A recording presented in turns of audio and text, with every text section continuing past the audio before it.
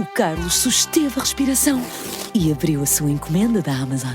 É um novo aspirador robô que vai deixar o seu chão impecável por um preço muito mais baixo do que ele estava à espera. Para o Carlos, é 5 estrelas. Desde aspiradores robô a eletrodomésticos para a cozinha e muito mais. Encontre os produtos com as melhores opiniões a preços que vai adorar hoje mesmo na Amazon.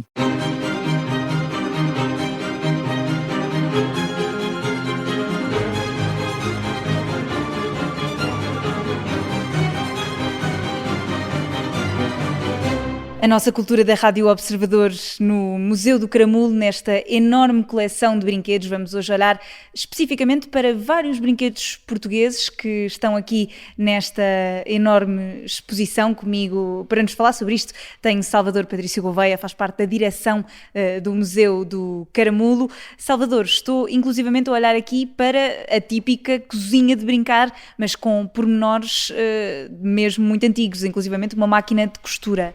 E muito rústicos, porque estamos a olhar para as vitrines dos brinquedos portugueses, que têm um encanto próprio. Por um lado são muito básicos, muito quase artesanais, quer dizer, eram artesanais e parecem quase artesanato, e são, eu diria, quase perfeitos na sua imperfeição.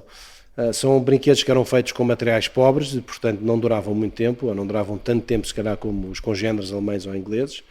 Eram moldes muito simples, feitos de forma muito rústica, e havia sempre um truque que atravessa as várias gerações do brinquedo português. Era que, uma vez feito um investimento no molde ou no modelo, depois tentava-se fazer no máximo de cores possíveis e de versões possíveis para se ter, no fundo, o máximo de produto disponível com o mínimo de investimento possível. Ou seja, nós podemos olhar aqui para um carocha e temos o mesmo carocha táxi, e depois das corridas, e depois da polícia, e depois da GNR, e depois dos bombeiros. Portanto, era uma maneira de pegar num modelo e tentar dar mais opções aos miúdos, sendo que, na verdade, era sempre o mesmo brinquedo. Temos também outra curiosidade, que é, por exemplo, este balde de praia que estamos a ver aqui à frente, que é de praça, de chapa prensada, e que vemos que as próprias chapas eram aproveitadas de outros produtos. Portanto, no caso desta, até vemos lá por dentro, tem ainda a inscrição da lata de sardinhas, mas é também comum encontrar-se latas de óleo e de outro tipo de produtos que, se uma vez consumidos, aproveitava-se a chapa para se lhe dar uma nova vida. E depois, mais tarde, surgem os brinquedos de plástico, não é? Temos aqui uma imitação de uma bomba Galp que certamente é do século passado. Exatamente, esta bomba, todas estas bombas aqui em cima, que são, confesso, uma das minhas atrações, são bombas da Galp, portuguesas, mais uma vez muito simples, feitas a partir de madeira, um bocadinho de plástico, um bocadinho de tubo cortado para fazer de mangueira da bomba de gasolina, e depois com um stencil muito básico também, sempre imperfeito, mas mais uma vez com essa piada, para que os miúdos pudessem recriar as bombas por onde paravam. E esta exposição de brinquedos portugueses aqui também conta, no fundo, um bocadinho a história de Portugal e a evolução que Portugal foi tendo, também, obviamente, com a globalização e depois com brinquedos que acabaram por chegar de outras partes do mundo, nomeadamente dos Estados Unidos. Olha também para esta coleção como um avançar da história de Portugal e, nomeadamente, dos brinquedos, da forma de brincar. E, infelizmente, são brinquedos que eram tão básicos que depois, quando o mundo se foi abrindo com a globalização, não conseguiram competir, obviamente, com os brinquedos internacionais, que eram muito mais atrativos e mais bem feitos.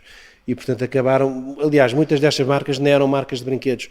Muitas delas eram marcas, por exemplo, de fábricas de plásticos, que quando não tinham encomendas, se calhar alguém lá dentro brincava, fazia o molde e começavam também a produzir este carro para entreter a linha de produção enquanto não havia outras encomendas. Outras eram mesmo brinquedos, e algumas até voltaram hoje em dia, mas já vendem na perspectiva de colecionismo, mas são brinquedos muito rústicos e normalmente têm uma decalagem, ou seja, quando nós vemos um brinquedo português que parece dos anos 50, normalmente já é dos anos 60, e quando parece dos anos 60, ou seja, igual aos anos 60 lá fora, é porque é dos anos 70, ou seja, tínhamos sempre ali um atraso de 10, 15, 20 anos sobre os brinquedos que eram feitos lá fora, porque muitas vezes eram moldes que nós copiávamos de outros, e quando os começámos a produzir, os outros já iam mais à frente. E é isso que conta especificamente esta exposição de brinquedos aqui no Museu do Caramulo. É uma exposição permanente, certo, Salvador? E que, portanto, a qualquer momento que se visita aqui o Museu do Caramulo no distrito de Viseu, se pode perceber como é que os brinquedos foram evoluindo ao longo do tempo.